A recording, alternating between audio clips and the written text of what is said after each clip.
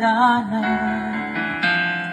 Nais mo mang hawakan na walang patnubay niya, ngunit ang katotohanan wala ka rin magagawa.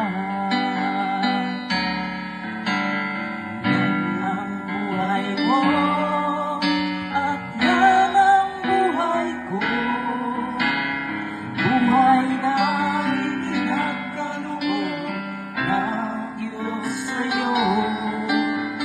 Siya ang nagbigay at siya lang ang may karapatan na bawin mula sa'yo ang hirap mo lang. Hindi mo magtampo, hindi siya susuko, pagkat alam na alam niya kahinatnan mo. Kung di ka sa langit, saan ka patungo?